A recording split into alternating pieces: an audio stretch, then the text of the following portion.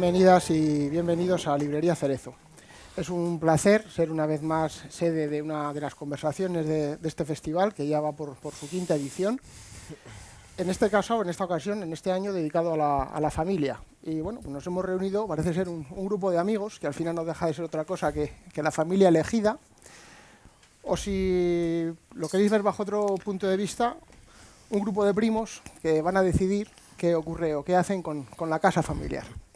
Cómo están los cimientos, si las paredes se sostienen, si el tejado tiene alguna gotera. Así que sin más paso a presentaros a los participantes. A mi izquierda está Manuel Borrás, editor de Pretextos, editorial fundada en el año 1976, junto con Manuel Ramírez y Silvia Prat de Saba. La editorial ya parece que desde su nombre nos indica que hacia qué futuro se iba a realizar, iba a cuidar el texto, a cuidar la edición. Y si le quitamos el guión a Pretextos, nos sirve como excusa para hablar de la etimología de pretexto, que no es otra que tejer. Así que en breve Manuel pasará a hablarnos de cómo ha ido tejiendo una editorial a lo largo de estos años. Encantado. Valeria Bergali es editora de Minúscula. En su alocución en la página de internet, en su catálogo, ya nos habla de la importancia que tiene el tamaño pequeño, de la letra minúscula, la importancia de hacer el trabajo bien hecho hablando en voz baja. Y me ha retrotraído rápidamente a un libro de un economista alemán que es Lo pequeño es hermoso. Y si observamos su catálogo, vemos que es así, que es una buena muestra de ello. Julián Lacalle, editor de Pepitas, yo creo que ya es de sobra conocido por todos. Pero bueno, a lo largo de estos años, de las más de 20 años que lleva editando en Pepitas, sé que esta comparación a él igual no le gusta, pero bueno, vamos a ver que ha hecho buena la parábola del sembrador, ¿no?, del Evangelio. Ha sembrado buena simiente y al final parece que ha sembrado además en buena tierra, en tierra fértil. Ha cuajado y que la editorial va dando buenos frutos. Y para terminar tenemos a Zacarías Lara, el Benjamín de la familia, editor de Barret, junto con, acompañan en el trabajo editorial en su quehacer cotidiano Manuel Burraco y Belén García, que está por aquí también.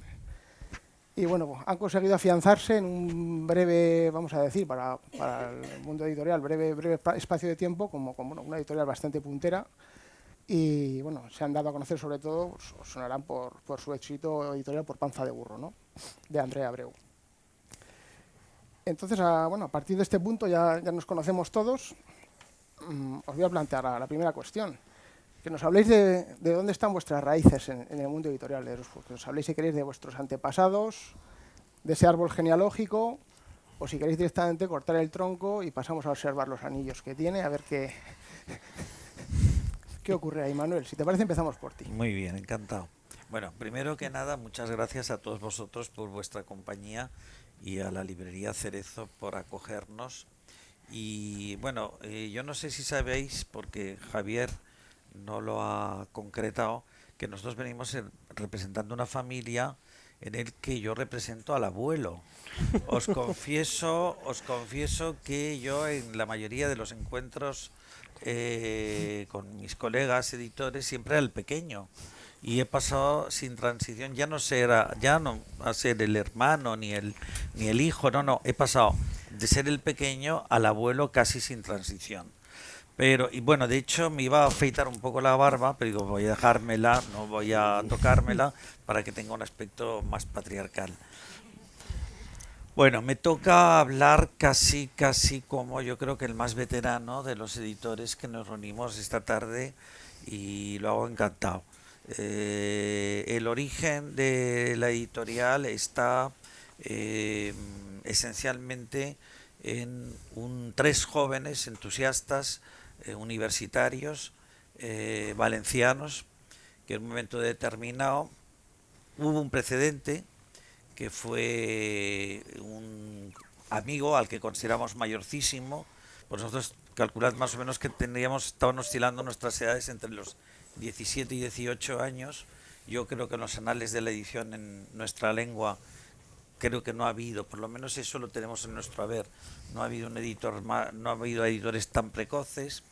Es decir, el antecedente fue un compañero en facultad que nos implicó una pequeña aventura editorial muy modesta, porque lo que pretendía era simplemente, él era poeta y lo que pretendía era editarse y editar al grupo de amigos y amigas de su entorno.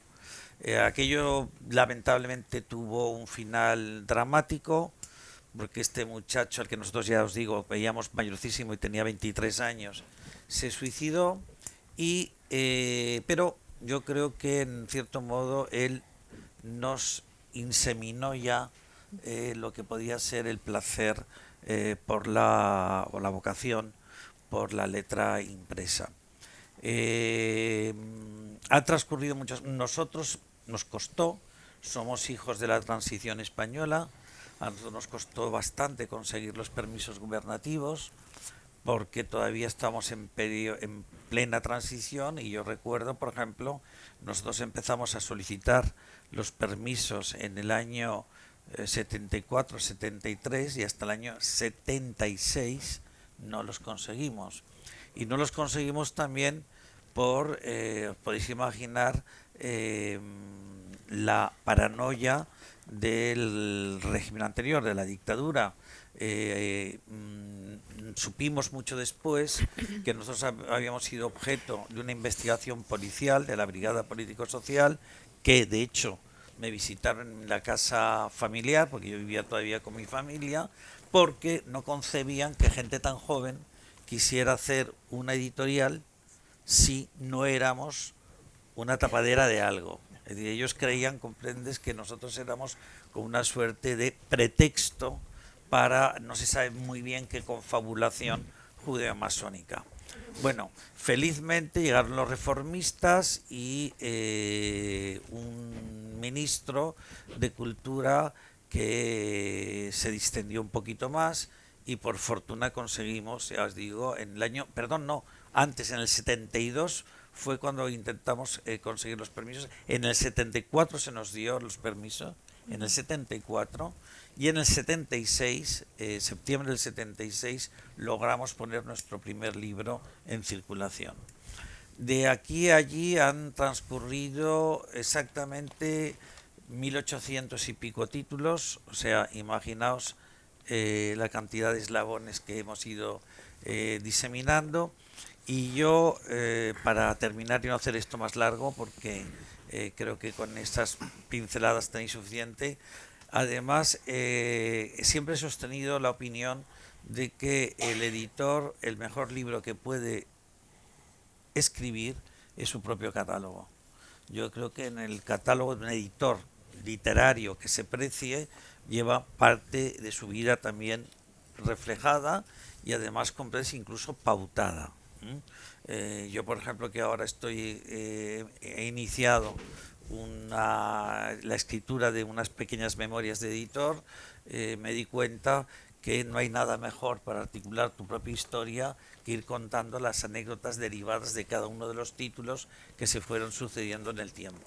Y os puedo decir, comprendes, que incluso yo cuando me leo a mí mismo, después de haber contado esas anécdotas, me quedo hasta sorprendido y digo, ¡oh!, cuantísimas cosas han ocurrido. Lo que pasa es que también os confieso que pese a los 45 años ya de casi, no sé, o quizá más, de actividad editorial, todavía me parece que acabamos de empezar, ¿no? Ha sido tan apasionante mi experiencia editorial que es como si estuviera constantemente reinaugurando la editorial, ¿no?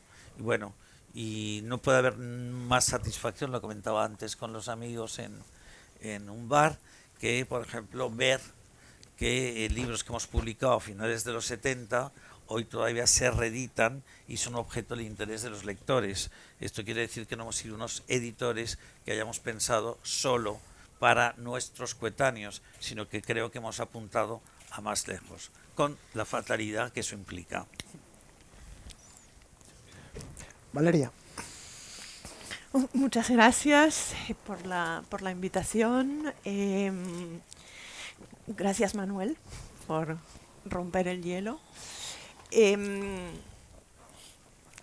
Claro, pensando en términos de familia, y hablando antes con Javier, también surgió un concepto que es el de casa. que son conceptos muy relacionados, ¿no? Y entonces, intentando recordar, entender o interpretar la historia de nuestra editorial a la luz de esos conceptos, me viene a la cabeza la idea de pensar Minúscula como el intento de construir una casa. Una casa, indudablemente para mí, porque dedico casi toda mi vida a Minúscula desde que existe, pero sobre todo el anhelo de construir una casa para los lectores y para los autores, indudablemente, para determinados autores, acoger a determinados autores, pero una casa a la cual invitar a los lectores que quieran visitarla, recorrerla, quedarse en ella, residir en esta casa, ¿no? Sin perjuicio de que tengan segundas residencias o terceras. Entonces, claro, lo pienso en esos términos. Y lo cierto es que a la luz, digamos, de lo ocurrido durante estos últimos 20 y pico de años, Minúscula, yo la fundé en el 99, fines del siglo XX. Suena así como muy... me doy cuenta de que en parte esos fundamentos están, ¿no? O sea, no me corresponde a mí decir si la casa realmente está construida del todo, etcétera, pero con los fundamentos, los cimientos, pues están ahí. Pero no lo tenía tan claro cuando comencé. Y no lo tenía tan claro, y además, seguramente esto va a sonar muy pedante, pero al mismo tiempo que fue tomando forma la idea de crear Minúscula, y su nombre es de hecho algo así como un intento de hacer de la necesidad virtud, porque la editorial solo podía ser pequeña en ese momento, y lo ha seguido siendo en todos estos años. Por lo tanto, sabía que la escala, en el sentido de cantidad de novedades que íbamos a publicar, el número de colaboradores con los que íbamos a contar, etcétera, todo eso iba a ser siempre escaso. Sin embargo, creo que eso no, en ese momento esa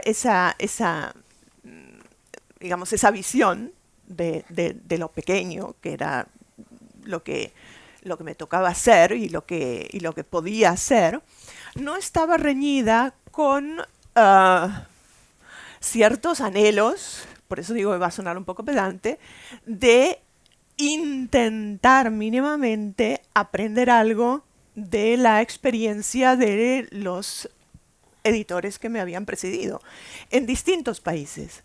Yo tuve, digamos, por cuestiones familiares, yo he crecido en 3 países. Son Italia, Argentina y Alemania. Y también he vivido en otros. Y en todos esos países, desde muy pequeña, en casa siguen siendo muy lectores. Mi abuelo además era pintor, pero también ilustrador. Ilustró prácticamente, la mayoría de los clásicos infantiles o que leíamos los niños en ese entonces, desde La Isla del Tesoro, Mujercitas, etcétera, etcétera. Yo los leí casi todos ilustrados por mi abuelo. Y de hecho él fue el que me enseñó cómo se hacían los libros, porque a veces lo acompañaba, él trabajaba en casa, gran mesa de dibujo, para una niña además, ver todo eso era fantástico, y lo acompañaba al correo para llevar los grandes rollos de papel evidentemente todo se hacía a mano, estoy hablando de los años 60, y luego, claro, él me mostraba lo que al cabo de un mes en qué se habían convertido sus dibujos. Y estaban pues impresos, ¿no? Y a mí me parecía eso, bueno, magia pura, pura magia. O sea, era una cosa extraordinaria. O sea, eran dibujos que yo había visto hacer y de repente aparecían multiplicados, etc.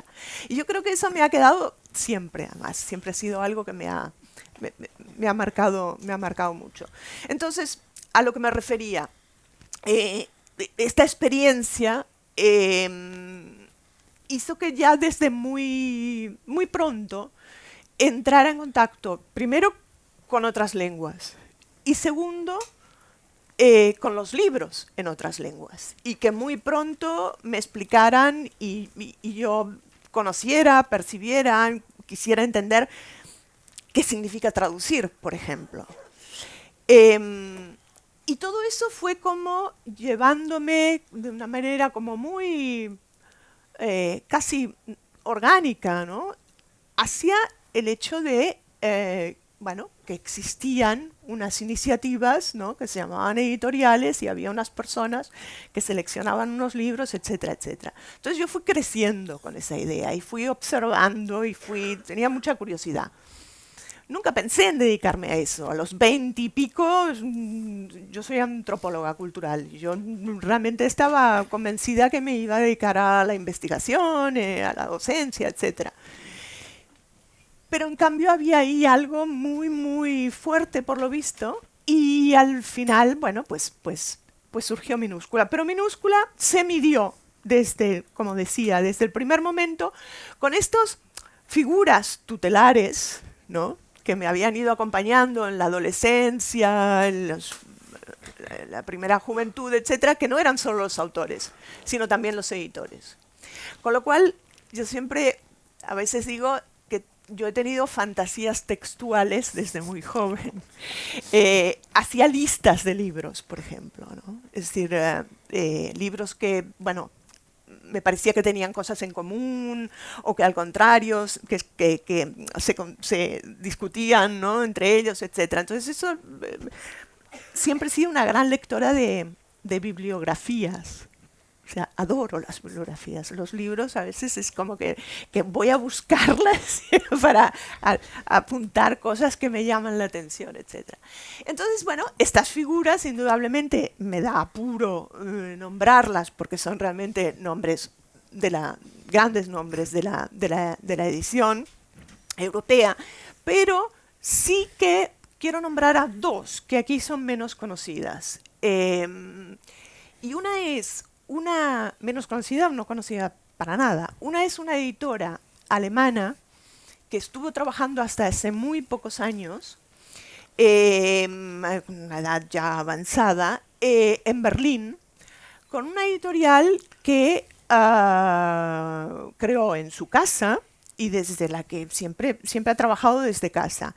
Se llamaba Katharina Wagenbach-Wolf. Fue la primera... Sí, fue la primera mujer de Klaus.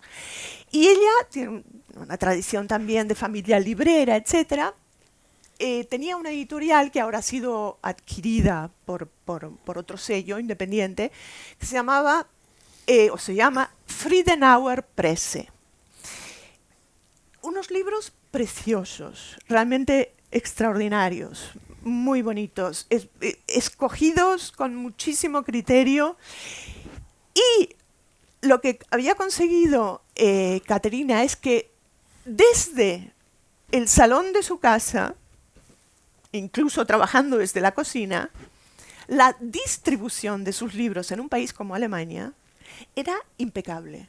O sea, esos libros se encontraban en todas partes. Las mejores librerías de toda Alemania tenían los libros de Friedenauer Presse y muy bien colocados. Entonces, esta es como una figura que a mí siempre me ha interesado muchísimo, ¿no? Que desde lo pequeño, ¿no? Consigue no solo llegar a todas partes, sino que además realmente hacer mella en en los lectores. La otra es alguien que, esto es un tema que seguramente saldrá después, si hablamos de la periferia, el centro de la periferia, los nuevos centros, posibles nuevos centros editoriales, es Elvira Sellerio, que es una editora italiana, muy amiga de Leonardo Sciascia, que creó una editorial a fines de los años 60, ella falleció hace unos años, en el 2012, en Palermo, en Sicilia. O sea, uno de los lugares más inverosímiles para crear una editorial en Italia. Y es una editorial que aún hoy tiene una influencia tremenda. Y el cuidado de esos libros, digamos, sobre todo en una época, son los años 80, etcétera, un cuidado extremo, una carta, un papel maravilloso. De hecho, esta colección nuestra, que se llama Paisajes Narrados, es un vago homenaje a los libros de Sellerio. El tamaño y el color. Su azul es muy intenso, y es un papel rugoso. Pero aquí hay algo, hay una reminiscencia de esos años y de las lecturas de Sellerio. Para acabar, y para hacerlo así un poco más literario, porque habría que hablar mucho de todas estas cosas, tampoco quiero. Resulta que en Italia hay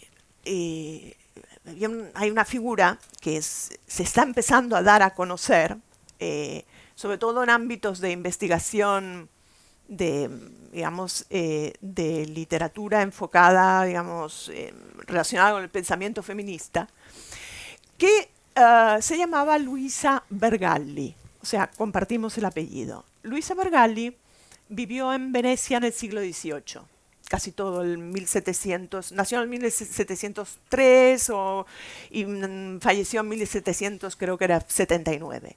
Luisa Bergalli fue dramaturga, traductora, empresaria teatral, con el marido fundó un diario, todo le fue fatal, quebraron en todo, terrible, ella murió además sola, abandonada, enferma, lo peor. O sea que es algo así como una antepasada electiva, pero bastante. Resulta que Luisa hizo algo que llegó a publicar solo un volumen, que se llama algo así como componimento, ¿cómo es? O sea, lo tengo apuntado, por siempre me olvido. Componimenti poetici delle più illustri rimatrici di ogni secolo. O sea, que ella lo que hizo fue una antología de poetas mujeres. Estamos hablando del 1700 y pico, es del 1726 este volumen. Y ella, con esa antología, volvió a poner sobre la mesa poetas, por ejemplo, del Renacimiento italiano, como Gaspara Stampa, bueno, algunas realmente que ahora en Italia son conocidísimas, que habían caído en el olvido. Y ella las recuperó, las volvió a poner a disposición de los lectores y volvió a hacer que se estudiaran, se comentaran, etc. No está claro que yo descienda de Luisa Bergalli, entre otras cosas porque no puede ser, porque ella estaba casada con un señor, un desgraciado, entre otros, Gaspare Gozzi, que es el hermano de otro Gozzi, que eran famosos dramaturgos. No puedo ser descendiente directa de ella porque evidentemente sus hijos se llamaban Gozzi. Yo me llamo Bergalli Cozzi. Ojo. Así que no puedo ser descendiente directa, pero parece ser que sí que hay una rama y tal. La cuestión, que yo la escojo, la elijo a Luisa con todo su destino trágico, etcétera, como mi antepasada editorial. Tu antecedente. Sí. Fantástica elección. Julián. Buenas tardes a todos y a todas por venir. A ver, ¿cómo resumimos esto? Yo nací en el mes en que Pretextos inicia su andadura. Qué jóvenes son algunos. Y es verdad que me he ido criando con los libros de Pretextos, o sea que es como un poco ellos y los de ensayo de anagrama son un poco nuestra casa de formación, ¿no? Y bueno, nosotros empezamos, no sabemos muy bien cuándo empezamos con Pepitas, porque como al principio no pedíamos permisos ni nada, no está reflejado en los libros. Punks. Sí, venimos de, bueno, salíamos Puede ser el año 1998. Habíamos hecho algunas cosas antes.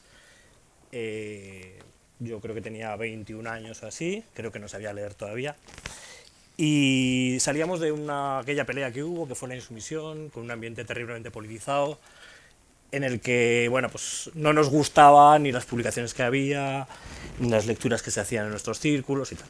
Y pues nos planteamos que era el momento de hacer libros de otra manera, igual de políticos, pero no tan panfletarios, cuidar las ediciones, todas estas cosas que ahora son novedades, pero que en aquel momento hacer una portada bonita era una cosa por la que te señalaban. O sea, no se te ocurra, o sea, de verdad, que se lee bien, es imposible. Y bueno, pues con esa idea empezamos a publicar a nuestros amigos.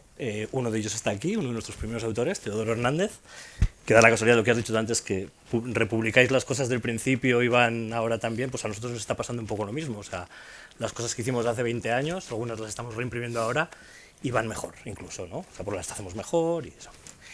Y bueno, se me perdió el hilo. O sea, la idea era pues un poco publicar pues todas esas lecturas que nos gustaban y darlas a conocer en un ambiente un poco pues que en el que ni se leía demasiado ni yo qué sé, ni se le prestaba atención a lo que fuera la literatura, ¿no? No teníamos ni idea absolutamente de nada, o sea, no teníamos un duro, y por eso creo que nos ha costado también tanto avanzar, ¿no? Llevamos casi 25 años, pero realmente pues nuestro trabajo ha ido como creciendo o sea, de una manera natural. O sea, sembramos y el árbol fue poco a poco, ¿no? Si vendíamos algunos libros, pues imprimíamos otros, nunca hemos pedido un crédito.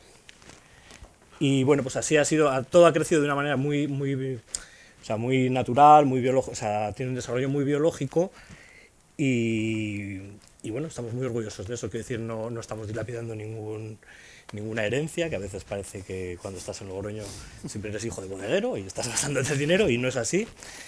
Y bueno, y luego también nos ha costado un poco porque en Logroño antes nunca había habido una editorial que hubiera trascendido, ¿no?, a las fronteras, ¿no? Ha habido editoriales magníficas que nos han enseñado a leer, amigos que nos han ofrecido sus libros, su conocimiento y tal, pero no nos han enseñado a cómo se comerciaba con los libros, ¿no?, cómo se distribuía, y claro, ese proceso nos ha costado casi 10 años entenderlo. O sea, hostia tras hostia, y no sé, bueno, también hay que ser zote también para que te cueste tanto tiempo, pero bueno. Y el caso es que, bueno, no sé, seguimos con la idea del principio, porque seguimos haciendo los mismos libros, creo que un poco mejor, creo que con más alcance. Publicamos pues un poco lo que nos apetece, ¿no? Sobre todo ensayo, pero también bastante narrativa, y bueno, prestamos atención un poquito a todos nuestros intereses, ¿no? El ensayo es un poco, digamos, la pata por la que más se conoce Pepitas, pero tiene muchas otras. Y no lo sé, o sea, para mí esto es una aventura vital que cada día empieza. Cada avance editorial, ¿no?, ahora que estamos con el año que viene, es como renacer, ¿no? O sea, empiezas con unas ganas nuevas, de repente esto y tal. O sea, quiero decir que no sé si es una enfermedad o que no tenemos, o sea, pero es una pasión, ¿no?, lo de editar. Yo creo que en esto creo que lo compartiremos todos, ¿no?, que bueno, esto tiene que ser una empresa rentable porque hay que pagar a todo el mundo, pero es algo que te sale muy de dentro, ¿no? Cuando te levantas ya te pones a esto sin pensar en ninguna otra cosa, después de desayunar, ¿no? Y no lo sé, o sea, la verdad que la editorial la empecé yo, y luego pues se han ido juntando otros amigos, ¿no?, como Víctor, a Raquel. Hemos tenido ahí, o sea, tenemos como un grupo de apoyo muy fuerte en la ciudad, pues por muchos de Poti, bueno, o sea, ha sido quiero decir que no lo hemos hecho, o sea, no es una cosa de alguien solo, o sea, tiene un apoyo, una base social importante, ¿no? Hay un núcleo de 10, 12 personas que siempre están ahí para lo que haga falta. Y bueno, pues no lo sé, o sea, hemos publicado en este tiempo 300 libros casi, y seguramente que estamos preparando otros 300. Y no lo sé, o sea, no puedo decir que para mí es una de las fuentes de alegría más grandes del universo, ¿no? Tanto por la gente con la que te vas tropezando por el camino, como por la que va a venir, como pues a veces piensas, ¿yo habría leído esto si no fuera editor? Pues no lo sé. pero está claro que es así. Y es una alegría, ¿no? Saber, joder, haber publicado, que tú hayas publicado los autores que más te gustan, ¿no? O sea, no es hacer lo que te dejan, no. Hago lo que quiero, lo que más me gusta, con lo que me siento más satisfecho, y creo que, bueno, pues y esa tiene que ser la dinámica hasta el último día, ¿no? Y bueno, pues no sé, un poco más. Pues nada, como ha dicho mi compañero Javier, que soy Zacarías Lara de Barret. El apellido Lara no tiene nada que ver con Lara, nadie de Planeta, ¿vale? No soy familia. Y bueno, la editorial nació hace 5 años, o bueno, en realidad un poco antes, porque claro, no nace cuando sacas el primer libro, sino que nace cuando estás preparándolo todo, ¿no? Y nace de la amistad de mi compañero Manuel y mía. Nos conocemos desde el colegio, o sea, desde hace ya casi 30 años, y para mí es como un hermano. Y bueno, nace también un poco de la precariedad. Estábamos en una situación laboral un poco complicada los dos, porque yo estaba trabajando de administrativo y no me pagaban, o sea, bueno, me pagaban a los 5 meses o una cosa así. Y mi compañero que había estudiado arquitectura y bueno, no encontraba trabajo de lo suyo. Y claro, yo antes, por suerte ya lo he dejado, escribía, digo por suerte para la literatura, y él me ayudaba a maquetar los libros, también hacíamos presentaciones en Sevilla, que no sé, presentaciones muy raras, hacíamos una especie de gincana para que la gente se moviera de un sitio a otro. Y nos sorprendía que viniera gente, ¿no? Y decíamos, pues está guay. Y cuando estábamos en esa situación un poco complicada, dijimos, bueno, pues vamos a montar un negocio, ¿cuál es nuestro superpoder? Y entonces dijimos, vamos a montar una editorial y para hacer presentaciones, o sea, queríamos hacer presentaciones de libros, simplemente, entonces montamos una editorial para presentar libros. Y bueno, también es un poco que nuestra amistad siempre ha sido de recomendarnos música, bares para comer, películas y también pues nos recomendábamos libros, ¿no? Y es un poco también extrapolar esa amistad al público, ¿no? Y decirle, pues mira, léete esto, ¿no? Queremos ser como ese amigo que te recomienda un buen libro, ¿no? Y entonces pues a raíz de ahí empezamos con la editorial. Y nada, llevamos 5 años, publicamos unos 10 libros al año, que uno siempre es un cómic y otro un libro infantil, pero también a veces metemos algo de ensayo, pero casi todo es narrativa, ¿no? Tanto novelas como relatos. Y nada, hace un par de años, pues bueno, hace 1 año y pico, dimos el pelotazo con Panza de Burro, tuvimos la suerte de que funcionase tan bien y nos ha ayudado a constituirnos como una cooperativa, porque al principio estaba yo como autónomo. Bueno, cuando empiezas con una editorial, y supongo que a los compañeros les habrá pasado lo mismo, todo es muy precario y es muy difícil darse a conocer y a raíz de este éxito, pues eso, nos hemos podido constituir como cooperativa. Tenemos a una compañera más en el equipo, que para nosotros también es como nuestra hermana pequeña, que nos enseña a hacer cosas por Instagram y nos graba vídeos raros. Y bueno, pues ya está. Estamos muy contentos de estar aquí, de que nos hayáis invitado. Muy bien. Bueno, en algunos valles del Pirineo, yo creo que casi todos ellos, a las familias no se les conoce por el nombre, se les conoce por el apellido, quiero decir, se les conoce por el nombre de la casa. Si hablamos de la casa, de vuestras casas, vuestro sello principal es el catálogo. ¿Qué importancia le dais al catálogo? Ya bueno, Manuel ya nos lo ha dicho, pero ¿creéis que es la base principal para que la editorial funcione? Lógicamente no tiene nada que ver la experiencia de Manuel con la experiencia de Zacarías, pero bueno, explicarnos un poco cómo funcionáis con el catálogo. ¿Quieres que lo diga, que hable yo? Sí, sí. Si Después quieres, de haber Ignacio. hecho Sí, la claro. definición que he hecho de lo que supone el catálogo para un editor. Bueno, hombre, el catálogo, como ha dicho Valeria, es como una suerte de casa común, ¿no? En el que se van incorporando... eh, la creación de un catálogo es algo verdaderamente complejo. ¿Eh? Yo creo que en el mundo de la edición en España hay demasiado oportunismo, es decir, a mi juicio.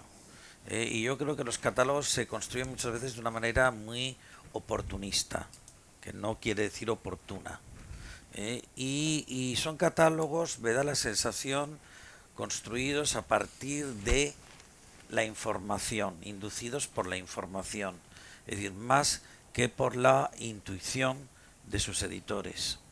Yo le doy una importancia primordial a la intuición editorial como editor, además vocacional, ¿no?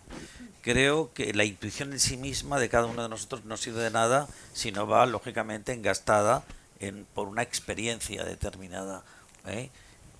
Pero la intuición es fundamental. Es decir, yo creo que el editor tiene que apostar por autores que ni siquiera hayan sido consensuados previamente.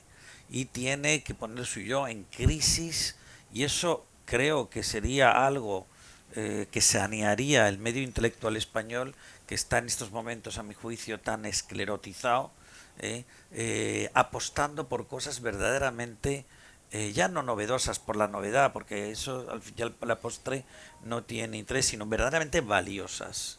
Es decir, juéguese usted el tipo, sin tener detrás todo un aparato hipotéticamente neutral, juéguese usted el tipo, hablándonos de alguien que nadie nos ha hablado.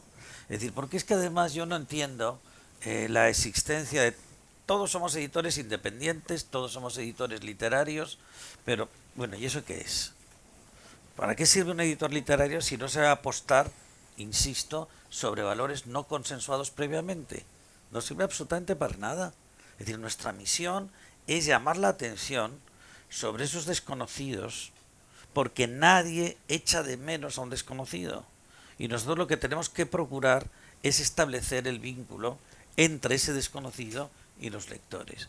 Yo creo que ahí es, ahí es donde se formula el catálogo. Después el catálogo, la articulación del catálogo requiere muchísimo esfuerzo, mucho estudio, mucha lectura, menos copichuela, y mucho trabajo, porque yo creo que los catálogos, por lo menos nosotros lo hemos intentado, y creo que hoy, desde la perspectiva de los 45 años, eso es una evidencia, hemos intentado articular algo que se interrelacionase internamente. Es decir, nosotros, por ejemplo, cuando empezamos a editar, no distinguíamos colecciones. Se publicaba indistintamente una misma colección con las mismas características físicas, desde poesía hasta historia de las ciencias. Porque creemos realmente que no existen disciplinas, que todo está interrelacionado.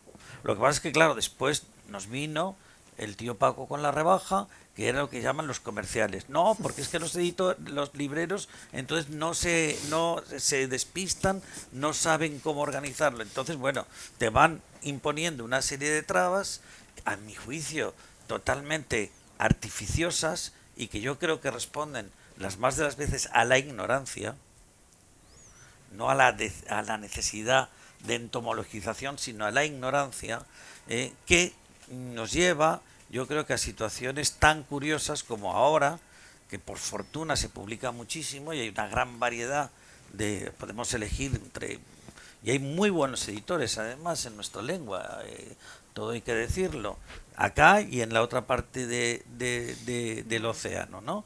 Pero después sí hay una oferta enorme. Pero yo que soy lector y que estoy ávido por conocer cosas que verdaderamente me impelan, yo cada vez salgo con menos libros de una librería, como comprador de libros, lo digo con toda franqueza. Es decir, quizá por desconocimiento de muchos de esos autores, porque después también eso que se llama periodismo cultural, no está a la altura de las circunstancias. Está mirando siempre hacia otro lado. Y además yo no he visto un servilismo de la envergadura actual hacia las grandes empresas. Y una cobardía verdaderamente que a mí como hombre que interesado por la literatura, verdaderamente me produce hasta, os diría que vergüenza. Ha quedado claro, ¿no? Sí, sí. Claro y cristalino. Sí, a ver, el catálogo para una editorial es su ADN, digamos, es que una editorial sin catálogo no es nada. O sea, para mí no es... podemos llamarla editorial porque no tenemos otra palabra, pero digamos la construcción del catálogo y cómo está organizado ese catálogo y cómo se articula ese catálogo es lo que le da sustancia, digamos, a la propuesta. Para mí, digamos, la responsabilidad del editor, o yo como entiendo mi trabajo como editora, es la de articular un punto de vista sobre la literatura y sobre el mundo. Entonces, ¿esto qué supone? Supone algo que a veces no está explicitado,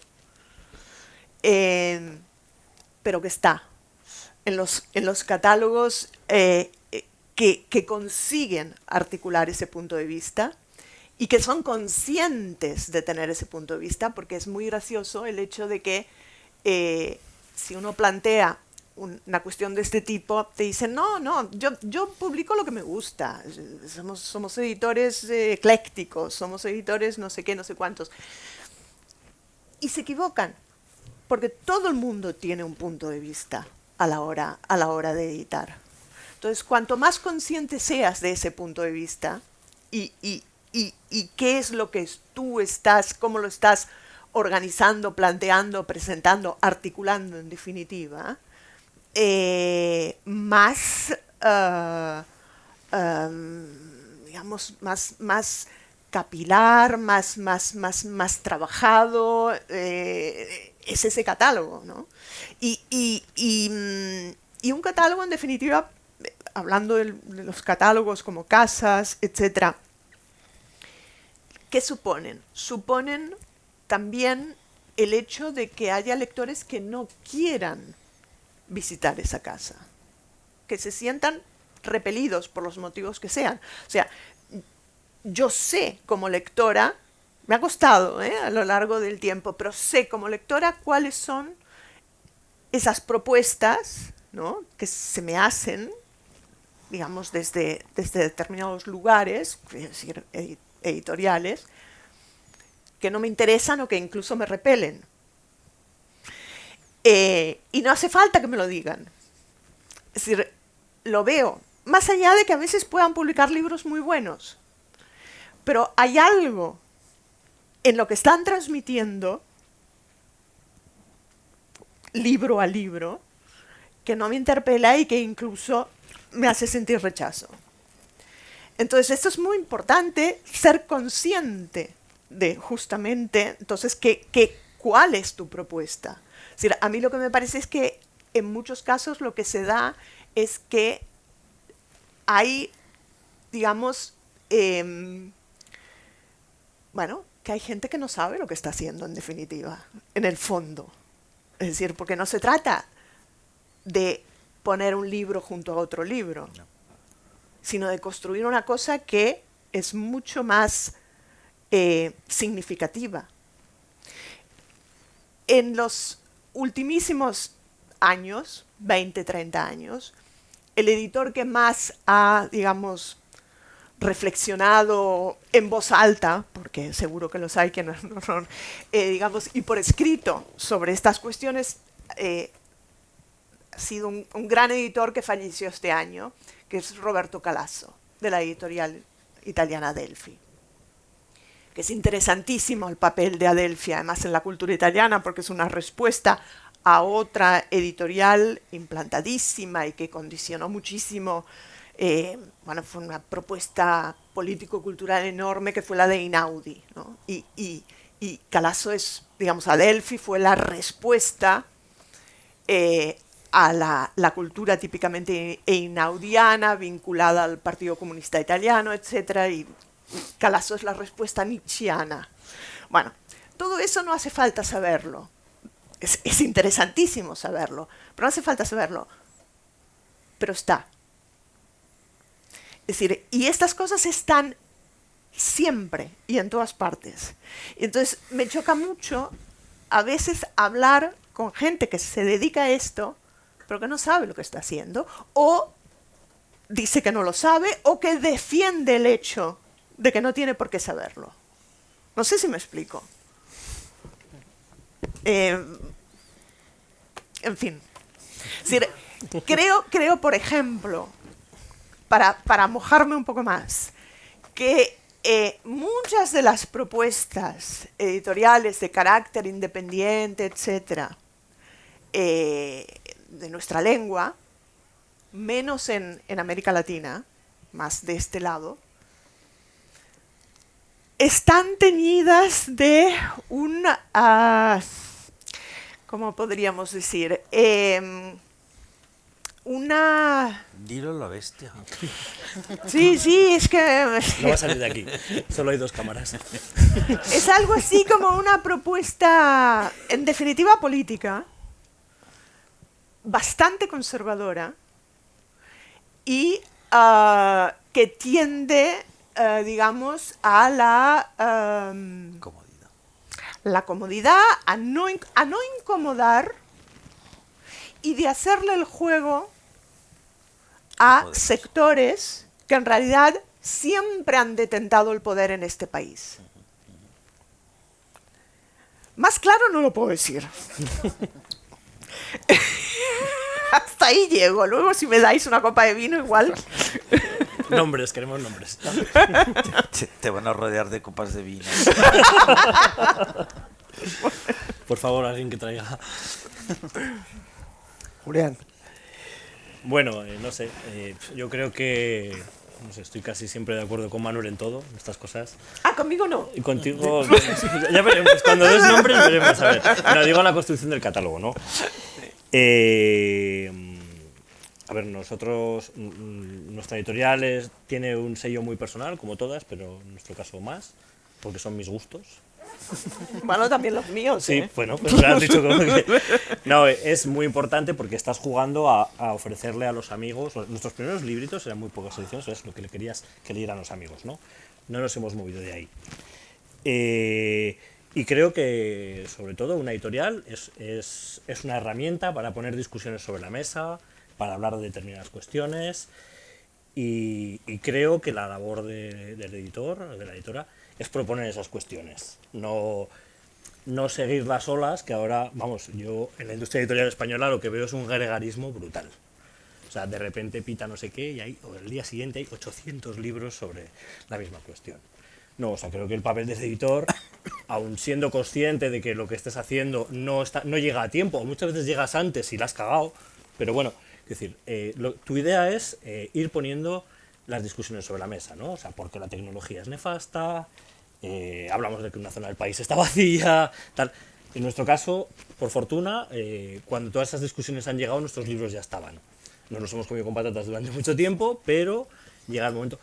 Pero sin embargo, el gusto y el placer que te da, ¿no? de que lo que estás es intentando proponer una discusión sobre algo que puede ser incluso mal recibido. Es decir, imaginaros ahora que a mí me da por publicar un libro cuestionando el aborto.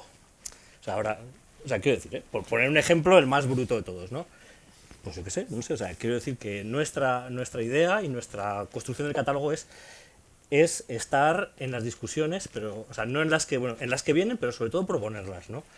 Y para mí esa es la gran herramienta que tengo con Pepitas, ¿no? O sea, a veces me sale bien y a veces me sale mal, pero trato constantemente de, bueno, pues poner sobre la mesa esas ideas y esas discusiones que me parecen básicas y que no están en los medios de comunicación y no están en ningún sitio, ¿no? Y ni entre los amigos. Así construimos un poco esto.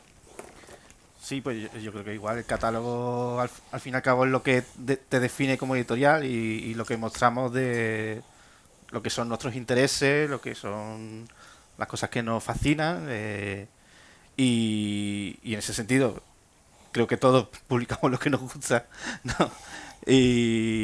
Pero claro, es verdad lo que dice Manuel, que muchas veces ves editoriales que como que, yo qué sé, hay pandemia, pues vamos a sacar libros sobre pandemia, ¿no? O vamos a sacar libros sobre lo que sea que esté de moda, y hombre, eso te da que pensar que lo que van buscando es simplemente pues vender libros y que no te está transmitiendo nada. Pero, perdón, son los autores también, ¿eh? O sea, no estamos aquí echando... Sí, también. Pero de repente... De verdad, cuando fue la pandemia empezaron a llegar manuscritos que eran todos sobre lo mismo. Sí, ahora ETA, ahora no sé qué, ahora... O sea, quiero decir que es un poco agotador, ¿no? ¿Cómo es vuestra relación con los autores? Os planteé un titular quizás demasiado explosivo, ¿no? El editor como traba o como problema. Pero bueno, me acordaba hemos comentado antes, de la figura de Maxwell Perkins, del editor de Thomas Wolfe.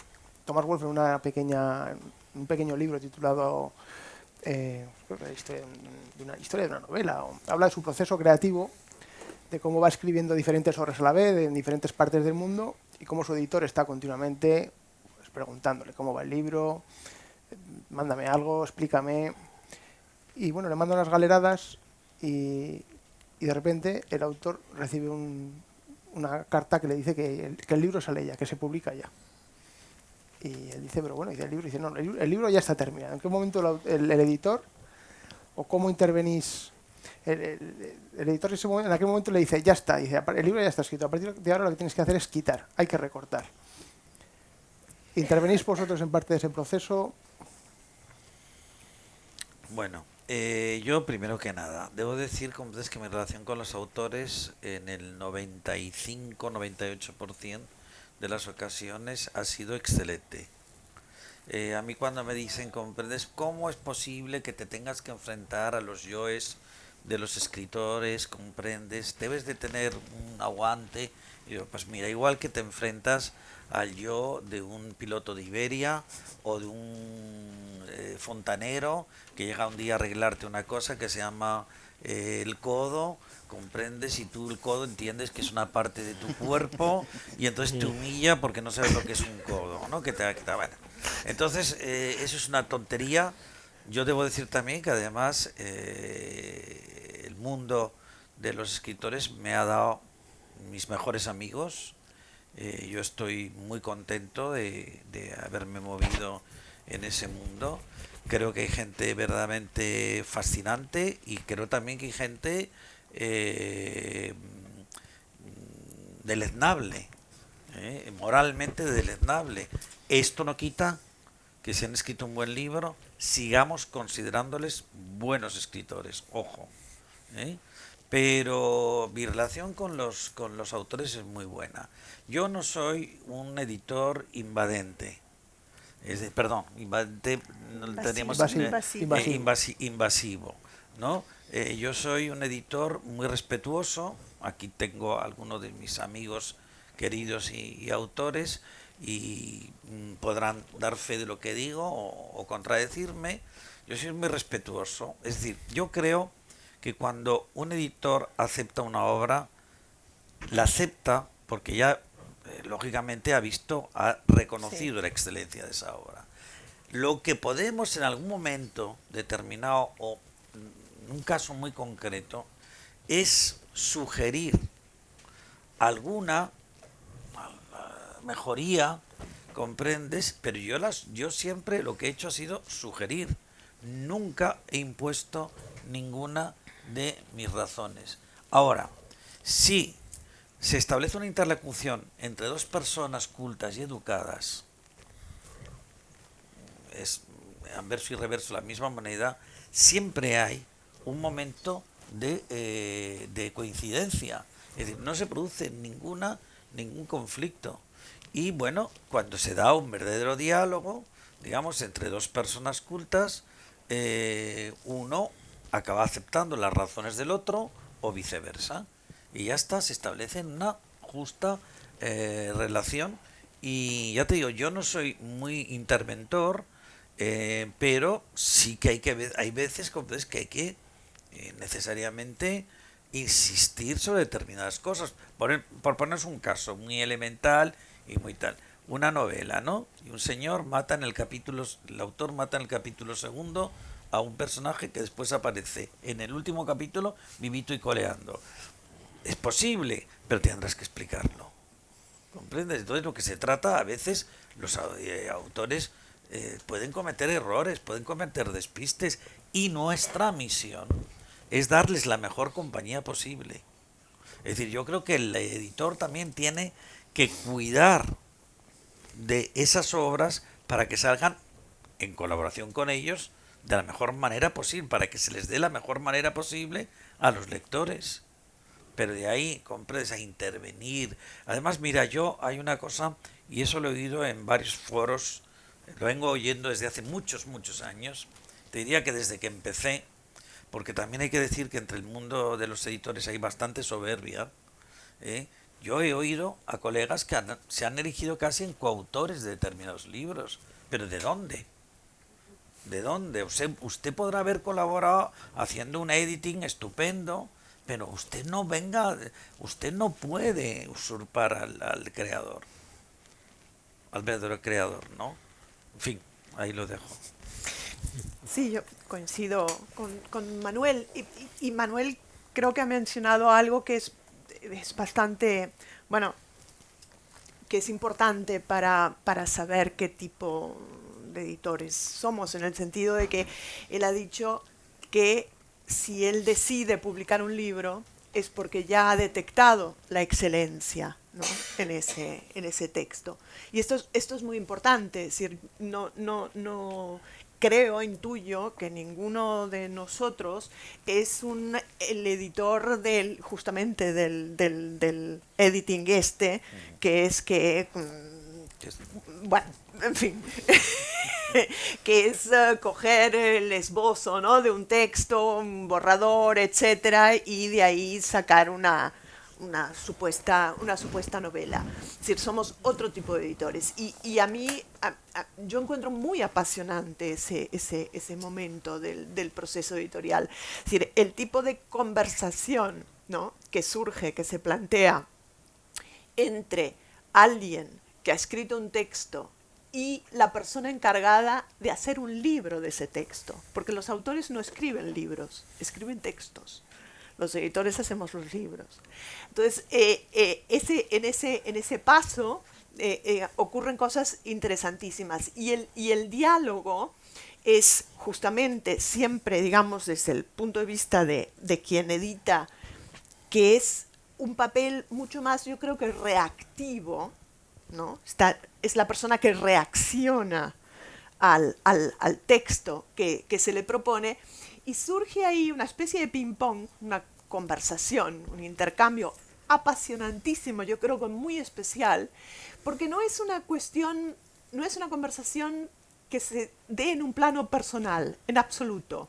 Son dos personas juntas con un mismo objetivo, que es que el texto, consiga expresar, ¿no? Lo máximo que puede llegar a expresar, lo que lleva dentro, y uno tiene un papel y el otro tiene otro papel, ¿no? Y ambos en ese momento del proceso editorial, ambos son necesarios. Es decir, obviamente el autor tiene que estar porque es él o la que ha escrito el texto, pero la otra persona es una persona necesaria para el autor. Es muy necesaria si hace bien su papel y no impone o no reprime o no, es caprichosa. Yo creo que no hay momento más especial en que cuando en una conversación de ese tipo el autor se da cuenta que tú como editora sabes de qué estás hablando, que has entendido el texto y que por eso le haces determinadas preguntas o por eso le sugieres ciertas cosas. Ve que has entendido, y eso creo que es un momento muy, muy, muy gratificante para el autor y muy emocionante también en ese proceso. Así que, bueno, a mí esto me gusta mucho. Y si me permitís, Sí. no siempre se exige la intervención del editor. Porque hay libros que están cerrados Ah, sí, maravillosamente bien Sí, sí. y son por lo menos a mí, una mayoría de los que me llega, pero hay otros que sí que requieren esa Sí, intervención. Y después yo creo, Valeria, no sé si os habrá pasado a vosotros, y bueno, me hago la pregunta extensiva, a un mismo autor leído en una editorial o en otra. Es decir, hacer la prueba de un autor determinado editado por un editor y después ese autor, oportunistamente porque ha tenido éxito y tal, editado por otro editor. Y mirar las diferencias. Ahí tenemos un ejemplo. Robert McFarlane, Por editado ejemplo. primero en Alba y después ahora por un gran grupo. No, pero no es el mismo libro. ¿Comprendes? Yo me estoy refiriendo al... Sí. Yo lo que me estoy refiriendo Sí, es... Es decir, la evolución, es decir, cómo puede acompañar el editor a un autor, ¿comprendes? Digamos, en la feliz conclusión de un proyecto. Yo me he dado cuenta de eso, es decir, digo, "Jo, este señor escribía muchísimo mejor publicado aquí que publicado allá". Y dices, bueno, y después resulta, claro, nosotros lo sabemos, porque decimos, claro, es que ha habido un editor, ha tenido un editor. Y en el momento que dejó de tener el editor, escribe con líneas torcidas. No sé si os ha pasado a vosotros la experiencia, pero yo la he tenido. No con autores de Yo la no he llegado casa. a comprobar ese hecho Pues de mirarlo en una comprobadlo, y en es, otra, pero es un puede ser reto. curioso. Vosotros, Zacarías, añadisteis un poquito de aire fresco con la figura del editor invitado, ¿no? Sí. Panza de burro fue editado por Sabina Urraca. Ujú. Habéis fichado a otros editores como Patricio Pron, Sara Mesa. Cristina Sí, Morales, Cristina ¿no? Morales. Sí, que está aquí el libro. Fue una idea que tuvimos, sí, Manuel y yo también. Un día tenemos a veces ideas de borrachos y fue la idea de que, bueno, igual que nosotros somos la persona que recomienda un libro a los lectores, pues pedirle a autores o no tienen por qué ser incluso autores, hay personas que nos resulten interesantes que nos recomendasen un libro o un autor y nada, lo hicimos por primera vez con Patricio Pron, que nos recomendó a un cineasta argentino, Martin Redman. Bueno, evidentemente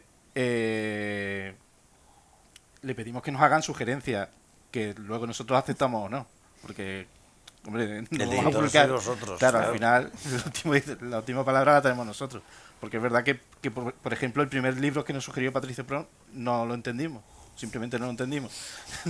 Y dijimos, mira, no lo vamos a publicar porque no sabíamos ni corregir el libro, o sea, A ver, esa era que era bueno.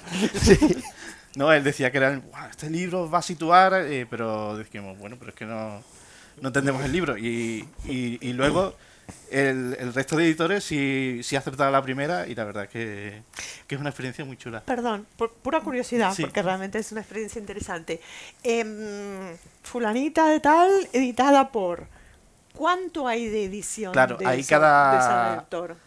editor, algunos han puesto mucho, otros han puesto menos. Vale. Hay O sea, depende de cada uno uno. se ha implicado hasta el ¿Dónde punto que ha ha querido? querido. ¿O dónde ha podido? Exactamente, porque, por ejemplo, Patricio Pron es una colección de relatos de Martín Redman y él ha seleccionado los relatos que se iban a publicar. Vale. ¿Vale? Sara Mesa escogió a un autor que se llama Santiago Ambao, que es también argentino, que ella lo conoce personalmente y bueno, simplemente dijo, mira, quiero que se publique este libro porque lo he leído y me gustó mucho y no está publicado en España tal. Y nada más, no hizo nada más. O sea, simplemente seleccionó el texto. Sabina Urraca sí que se implicó muchísimo porque Andrea Abreu era alumna de su taller de escritura. Claro. Entonces estuvo trabajando con ella durante todo el proceso de creación de la novela. Y Cristina Morales también se implicó con el AINE en el sentido de darle sugerencias, como tú, has dicho tú, Manuel, de pequeños cambios en la novela. La novela estaba muy bien ya, pero le hizo algunas sugerencias que la mejoraron.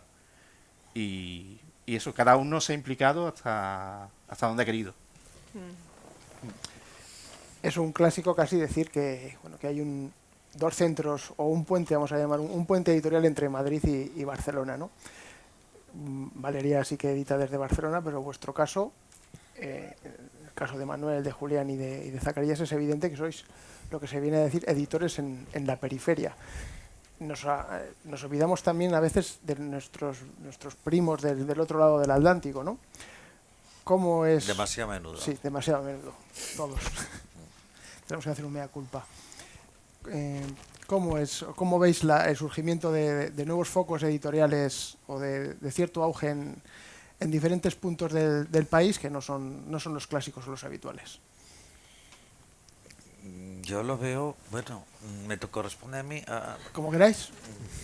Ya os dije que a partir de la primera pregunta como ya... Julián, ¿quieres opinar? Como no te hemos dejado opinar de lo otro. Ya, bueno, bueno, del otro tengo que decir una cosa. Sí. Es maravilloso el proceso de sentirte que estás mejorando un texto, ¿no? Es un placer. Y nosotros, no siempre sale, pero creo que con los autores vivos, ¿no? Tiene que haber un feeling un poco personal, ¿no? O sea, hay que decir, si detectas a un bobo chorra, es mejor que no le publiques el libro. Porque vas a tener que vivir con él en los próximos 10 años, o sea... Déjalo. Claro, o sea, dices, joder, está bien el libro, pero... Dejémoslo ahí. Creo que es importante, porque a veces luego eso es lo que genera... No, sobre todo en editoriales como la nuestra, que no tenemos 5 o 7 personas claro, que nos hacen no hay ahí una barrera, ¿no? ¿Por qué hoy no salió en Babelia mi libro? Yo qué chorras. O sea, pues ese tipo de cosas. Cuando detectas eso ya, esa prepotencia, creo que es importante, porque además, joder, se trata de que nuestra vida sea cada vez mejor, ¿no? Entiendo por qué no tienes WhatsApp. Vale. Sí, por eso y por más cosas. No, bueno.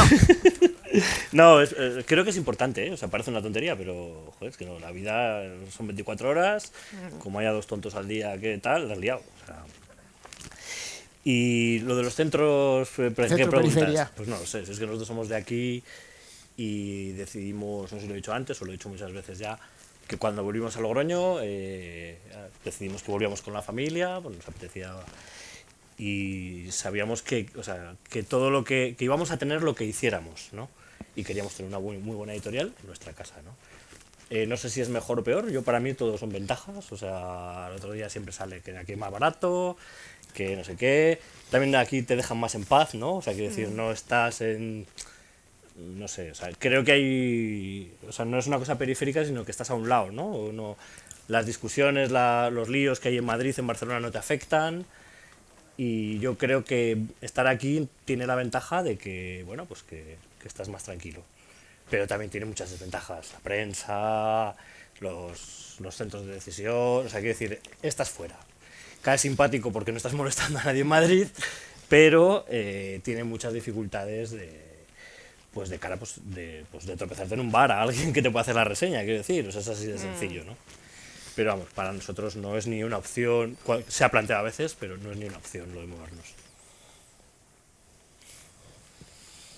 No, yo lo decía también antes a micrófono cerrado, que es indiscutible que los 2 centros de edición en nuestra lengua ha sido Barcelona y Madrid, pero tan indiscutible como que hoy la periferia se están haciendo cosas tan buenas como en Madrid y Barcelona. Y lo que acaba de apuntar Julián es cierto. Es decir, viviendo en la periferia tienes menos posibilidades de salir en la foto, comprendes, de un país que, pese a todo este tinglao de las autonomías, pues esto es un país todavía muy centrípedo. Las cosas como sean. Y después a mí, yo os diría, porque vamos, yo me siento tan madrileño como valenciano. Llevo mitad de mi vida, más de mitad de mi vida viviendo en Madrid. Y ya sabéis que Madrid es una ciudad de acogida donde todos los que llegamos de fuera, somos bien recibidos y nos incorporamos como un madrileño más. Y yo tengo, además, os diría que incluso adicción por Madrid. Madrid es una ciudad que no la cambiaría por nada, teniendo también mucho cariño por mi ciudad natal y tal, ¿no? Pero yo, como periférico, como espectador periférico, si queréis que os sea honrado, estoy un poco cansado de esa especie como de pugna constante entre Madrid y Barcelona. En el sentido, Madrid odia a Barcelona. Estoy hablando en términos, perdonadme, Madrid no odia a Barcelona ni muchísimo menos, ni Barcelona odia a Madrid. Pero estoy hablando en términos figurados, ¿no? Es decir, Madrid odia a Barcelona, pero en cierto modo la envidia y la quiere imitar. Eso ha sido sempiterno. Y Barcelona también recela de Madrid, y no la quiere imitar. Esa es la única diferencia. Es decir, ahí lo que quiere imponer es su propio criterio. Estoy hablando en el ámbito de la edición, no me estoy metiendo en otro, que quizá también sea reflejo de otros ámbitos, ¿no? Pero eso es así. Entonces, bueno, yo, desde condición de periférico, no sé qué le ocurrirá a mis amigos andaluces y riojanos, desde mi condición de periférico, estoy un poco harto. Estoy ya un poco harto, comprendes, de que este país tenga que estar sometido siempre a esa especie, comprendes, de lucha libre entre unos y otros. España se tiene que liberar de eso. Se tiene que liberar de una de eso, comprendes, y que nos dejen en paz. Y que si tienen algo que dirimir, que lo diriman ellos. Y nosotros decirles, señores, este no es nuestro tema. Nosotros no queremos entrar en ese juego. Y no ponernos de un lado y del otro dando zurriagazos. Y aparte, a deshora, comprendes, y mal. Y yo creo que eso, bueno, le vendría bien al país, comprendes, que en cierto modo verdaderamente nos autonomizáramos de Barcelona y Madrid. No estoy hablando de Cataluña ni de castellanos, no estoy hablando de catalanes ni de castellanos. Yo tengo, y me siento muy a gusto, yo soy medio catalán. Mi padre era catalán y mi madre vasca. Es decir, yo he nacido en Valencia y andaluz con permiso de Zacarías de adopción, porque tengo mi tercera casa en Andalucía. Bueno, y yo me siento maravillosamente bien, siendo de en el melting pot en el que yo estoy, me siento muy bien. Y aparte, yo reivindico el mestizaje y creo que además en cultura es importante también, muy importante. No sé si contesto a la pregunta. Perfectamente. Sí, bueno, yo quería comentar en ese sentido una anécdota de... No sé si conocéis la revista Jot Down, que son de Sevilla, y durante mucho tiempo estuvieron diciendo que eran de Barcelona. Porque vestía más. Claro, exactamente. Y le hacían más caso. Y les hacían más caso, diciendo que eran de Barcelona, cuando eran de Sevilla. Y a nosotros mismos nos pasa a veces que han pensado que somos de Barcelona. Porque, bueno, Barret con una T, creo que es sombrero en catalán o algo así. Barret, ¿no? Y alguna vez nos han puesto como la editora catalana Barret, no sé qué. Y se han pensado que éramos de allí, pero nunca nos hemos escondido en el sentido de que somos de Sevilla. Pero nos ha parecido curioso. Oye, Zacarías, nosotros en la prensa local valenciana pocas veces lo de Nemo Profeta Aceptus Ex in Patria Sua se cumple en las provincias también, y perdonar por el latinajo, pero siempre que se referían a nosotros, las pocas veces que se refieren a nosotros, te quiero decir, en la primera década de existencia de pretextos, siempre, indefectiblemente, hablaban de editorial catalana o editorial madrileña. Nunca jamás dijeron valenciana. Los tenían ahí al lado y eran incapaces de reconocernos. Es verdaderamente increíble. O sea que no me extraña lo que dices. Sí. A nosotros al principio nos asociaban con Barcelona y ahora con Madrid. O sea, muchas veces me dicen, que vosotros en Madrid lo tenéis muy fácil. Facilísimo. Sí. Tirado. Vamos. Y todo eso además es una paradoja inmensa, porque ahora justamente se dan las condiciones para editar desde cualquier sitio. Claro. O sea que es realmente una cosa que no tiene que ver con el oficio, sino con centros de poder, etcétera. Yo sigo sin verle la ventaja. O sea, yo supuestamente aquí soy la de uno de los centros. Pero tampoco le veo la ventaja. No es que me traten mejor por eso. No te invitan a cena. Yo te veo más bien periférica, Valeria.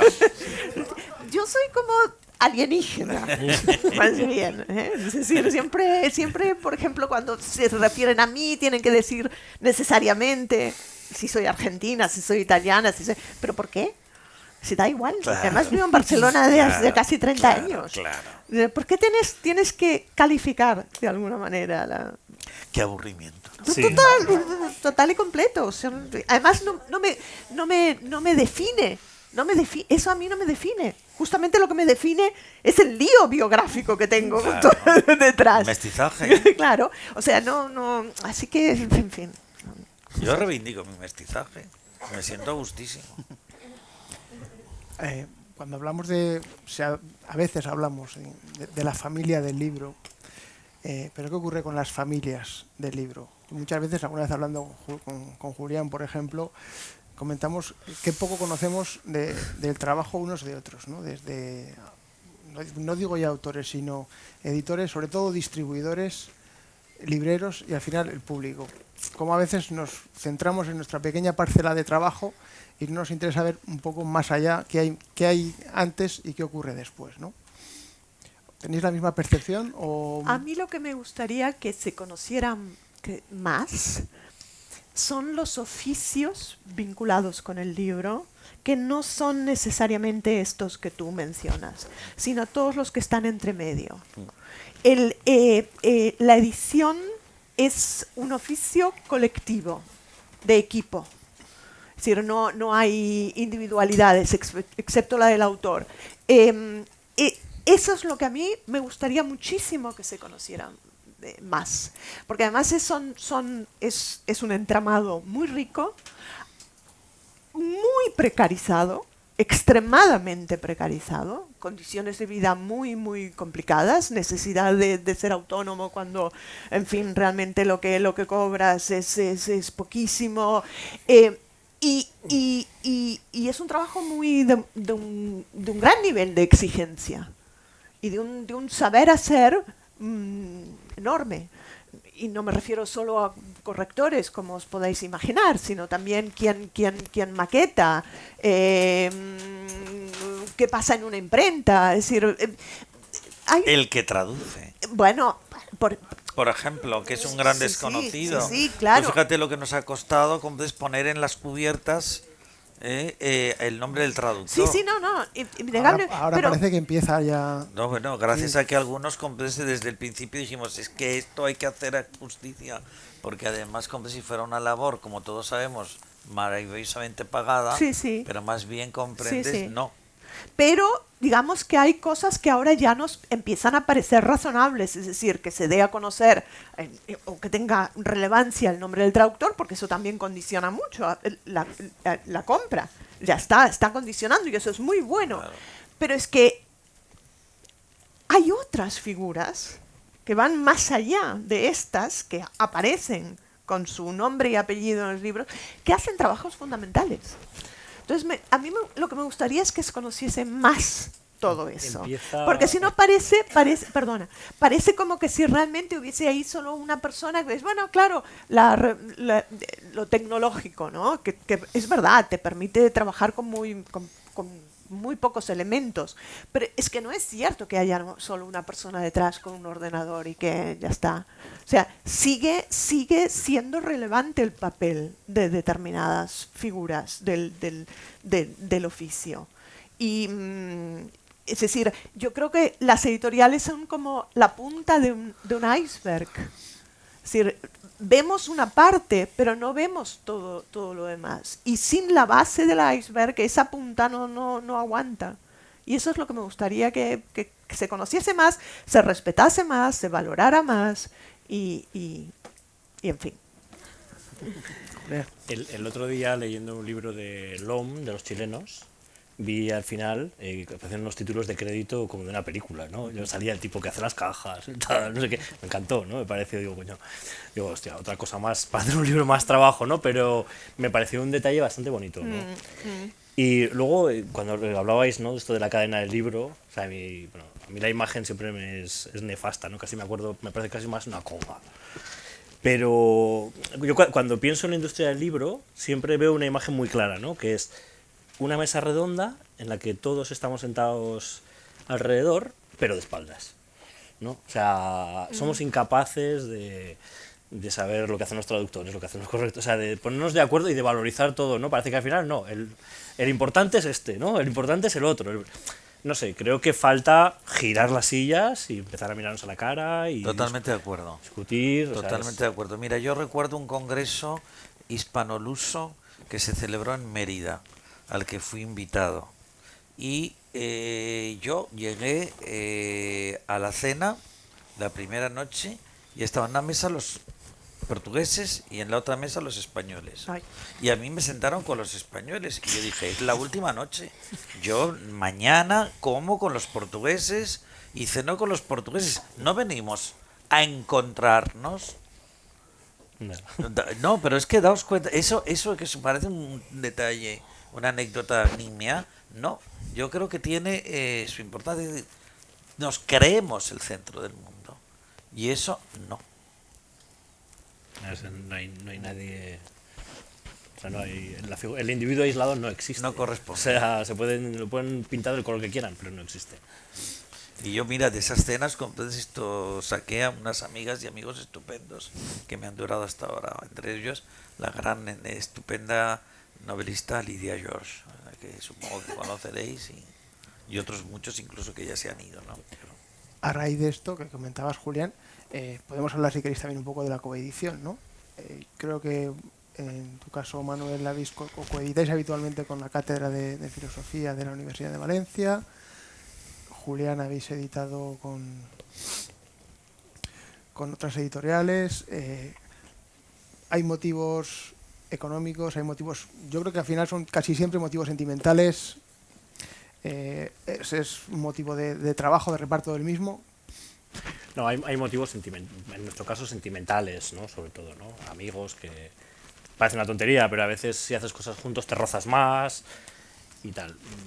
El peligro con yo nunca económicamente nunca, quiero decir, tampoco es una cosa tan complicada hacer un libro que te vayas a asociar. El peligro que para mí siempre tienen las coediciones es que en vez de ser la mitad de trabajo sea el doble. Ay, sí. Y eso es lo que a veces... O sea, ¿Qué suele pasar? Suele pasar. O sea, ese es el... ¿no? Que dices, somos dos, va a ser la mitad. No, ni de coña, el doble. O sea, no sé. Yo estoy encantado de tropezarme con otros amigos, hacer libros, o sea, pero por el placer del proceso. Pero bueno, a veces también pues te vas haciendo mayor y cada vez es más maniática. O sea...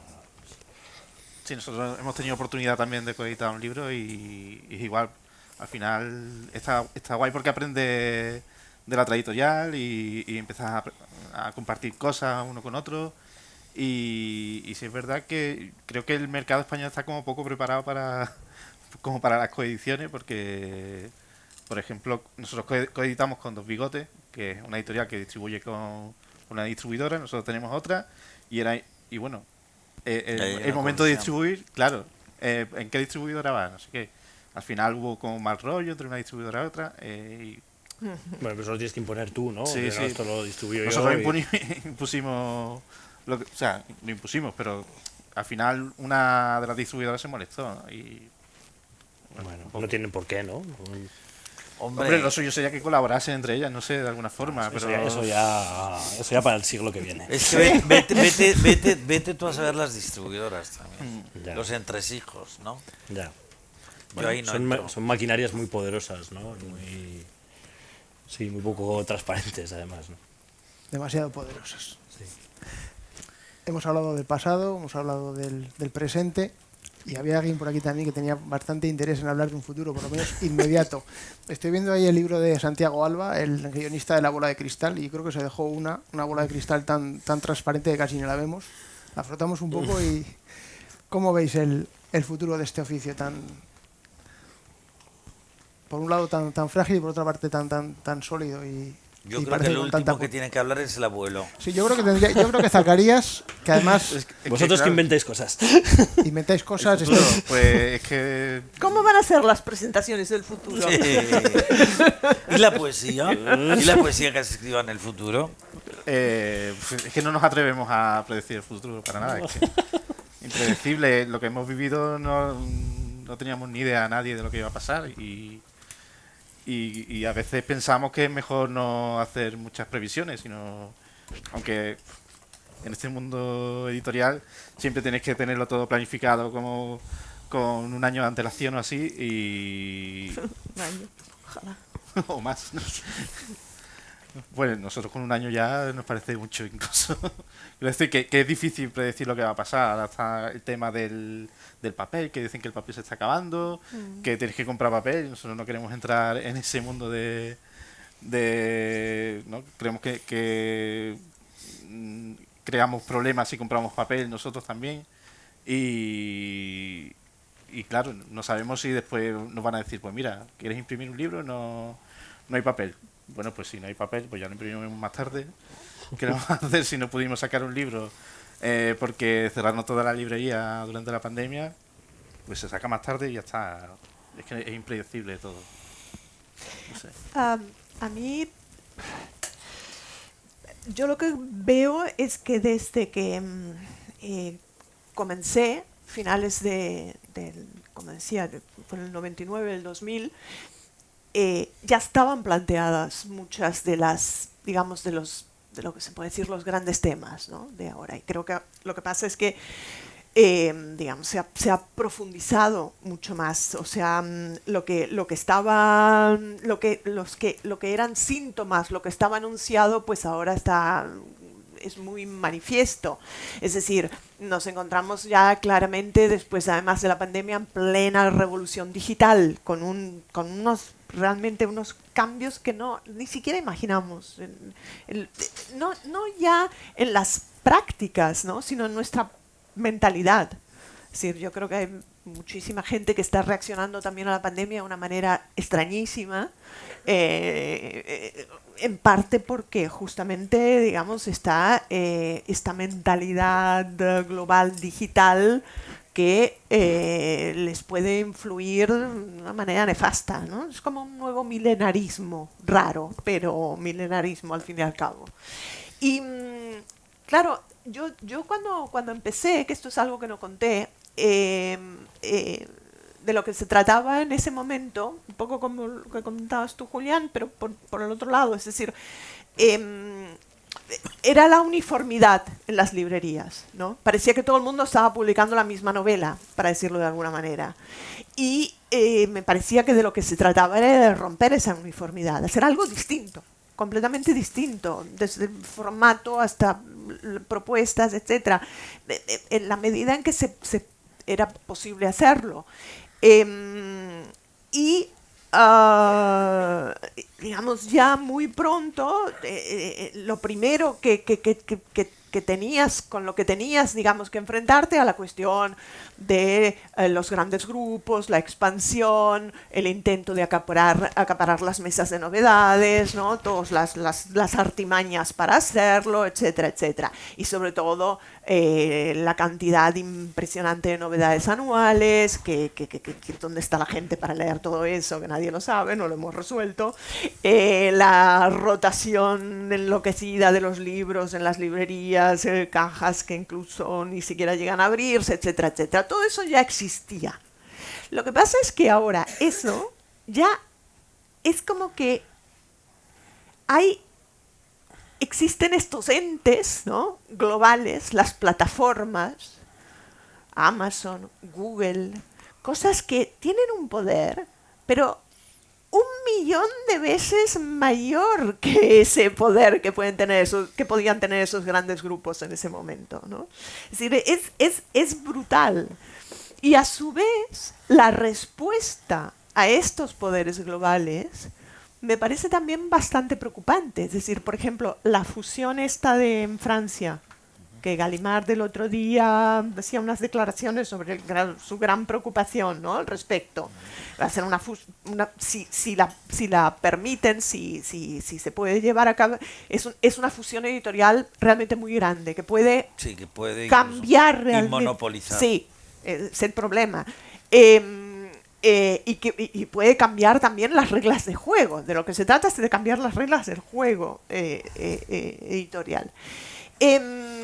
Entonces, esa es la respuesta por parte de los poderes que eran grandes en el momento en que nosotros empezamos. Es decir, una respuesta que no nos favorece tampoco. pero es su manera de reaccionar ante el poder de Google, Amazon, etcétera. Al mismo tiempo, es decir, la riqueza, ¿no?, en cuanto a propuestas, iniciativas, es enorme. Pero, ¿qué va a pasar con todo esto? Porque realmente no podemos seguir escondiendo la cabeza y decir, bueno, no, yo hago lo mío, ¿no?, y tal, y yo soy minúscula, y mira, voy haciendo mis libritos, y es que esto va mucho más allá. Es decir, tienen en su poder realmente doblegar a la industria editorial. Cultural, además, desde el cine, la música, la literatura, etcétera. Vamos a acabar todos convertidos en ¿qué? En ¿cómo se llama? Proveedores de contenidos para estas plataformas. Es decir, ahora la mayor ilusión que puede tener un autor, a mí esto me desespera mucho, es que escojan su novela para adaptarla para hacer una serie de Netflix. Bueno, se escribe ya para eso. Y además es que es eso, Claro. porque es la mayor ilusión. Entonces, todo esto a mí me parece muy preocupante. Y creo que es algo que, bueno, tarde o temprano, no sé, ya sé que no es muy difícil cambiarlo cada uno por su lado, pero... No sé, yo no tengo ni idea, la verdad. No, Claro. yo comparto la preocupación de Valeria, y creo que sí que habría que concentrar esfuerzos para llegar a políticas comunes. Yo lo que pasa es que soy, Valeria, conociendo nuestra idiosincrasia Sí, sí. y tal, soy bastante escéptico respecto a la consecución de eso, porque yo he tenido a lo largo de mi vida experiencias tan llamativas, como por ejemplo tratar de comprar con colegas, después de haber constituido una cooperativa, papel conjuntamente para ahorrarnos costes, y entonces recelar el colega que editaba más compras del que editaba menos, porque entonces se beneficiaba, y al final compras no se beneficiaba absolutamente nadie. O sea que por eso, perdóname, pero en fin, soy bastante escéptico respecto a si incluso lográramos aunar esfuerzos para dar una respuesta a esos peligros, no sé hasta qué punto se coronarían con éxito. Yo de todos modos soy optimista. Soy un optimista impertinente. Soy el abuelo, pero creo que hay motivos para el optimismo. Yo creo que siempre ha habido focos de resistencia. Yo creo que los focos de resistencia se multiplicarán. Creo que estamos en un momento verdaderamente excelente en lo que a nuestra literatura respecta. Creo que se está escribiendo libros maravillosos en nuestro idioma. Y cuando digo en nuestro idioma, estoy hablando del español. Es decir, yo no hablo de literatura española, ojo, yo estoy hablando de literatura en español. Y creo que no tenemos motivos para celebrarlo, y ustedes como lectores, y nosotros también, porque no dejamos de ser lectores, para comprobarlo. Y yo lo compruebo constantemente. Creo que estamos en un buen momento, en un momento, os diría que excelente, aparte en el que se suceden las generaciones con buen resultado. Lo que pasa es que nunca fueron tantos como nos dijeron que eran. Son menos de los que nos dicen que son. Es una cuestión también que yo creo que hay que tener muy presente. Y yo creo que, bueno, ahí también está la sagacidad, el olfato, el buen hacer de los editores para saber distinguir el grano de la paja. Esa es nuestra responsabilidad. Nosotros creo que todos hemos coincidido en el sentido que lo que pretendemos es compartir algo con los demás que previamente fue útil a nuestras vidas.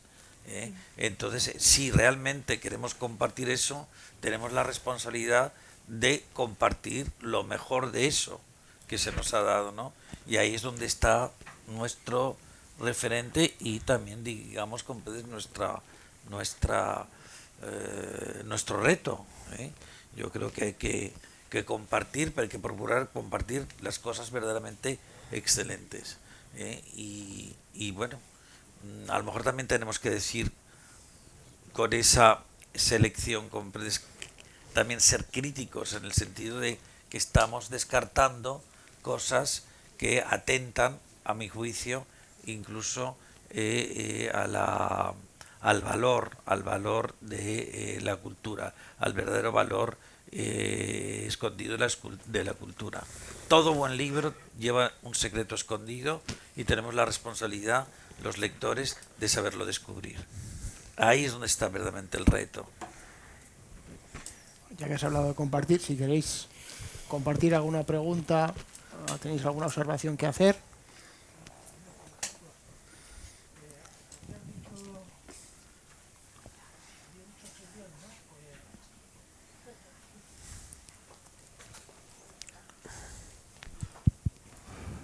Había dicho Julián que sobre todo publicaba ensayos de temas más o menos que le interesaban y tal, pues, a ti, a tus compañeros y esto, ¿no? Por ejemplo, si llegas incluso a encomendar a autores que escriban sobre temas determinados. Sí, a veces sí. No con desigual resultado, pero a veces sí, la verdad. Se sugiere o se... uno de los últimos casos le encargamos a una chica que se llama Laila Martínez un libro sobre la gestación subrogada. Suelo hacerlo, quiero decir, lo que pasa que, bueno, también he tenido experiencias de sugerirle determinados libros a algunos amigos y luego el resultado ha sido un poco complicado, quiero decir que no... Creo que cada día me contengo más con eso.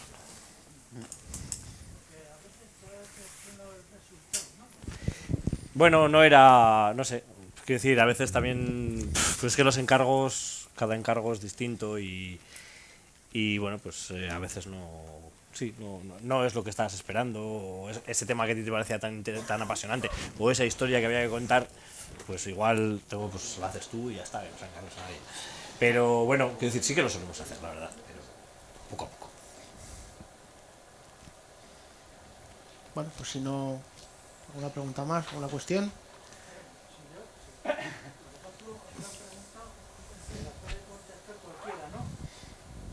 Si hay mucha diferencia entre editar un libro cosido en cuadernillos o ese mismo encolado en las páginas en el lomo, es mucho más caro el que esté cosido, porque claro, es que los libros que están encolados tienes que hacer un esfuerzo para abrirlos. Es más cómodo si están cuadernillos, ¿no? Es más caro, no sé, es más caro, pero Es no algo sé. más caro, pero tampoco es una diferencia... Sí, creo que no hay mucha diferencia, cada vez menos, pero no lo sé. Nosotros nunca encolamos. Nosotros Encolábamos al tampoco. principio, los que hacíamos a mano, pero ahora ya no. No, nosotros Sí, es no. que nosotros siempre hemos apostado también El pretexto es que es más caro para no hacerlo. ¿Es más? El pretexto, el argumento es que es más caro para hacerlo. Pretexto sin guión, ¿eh? Sí. Bueno, pues creo que ya solo resta agradecer la presencia de los cuatro en esta tarde. Creo que hemos intentado arreglar un poco la casa común y agradecer, por supuesto, al Ayuntamiento de Logroño la posibilidad de organizar esta mesa redonda en Librería Cerezo y bueno, a todo el equipo de producción del festival, por supuesto, por el tremendo trabajo que están haciendo estos días. Así que, bueno, muchísimas gracias. Recordad que mañana a las 5:30 de la tarde se presenta el libro El Mar Abierto, también dentro del festival Cuéntalo, de Eduardo Romero. Y, sin más, reitero, gracias por vuestra presencia y por vuestra paciencia también. Muchísimas gracias. Gracias.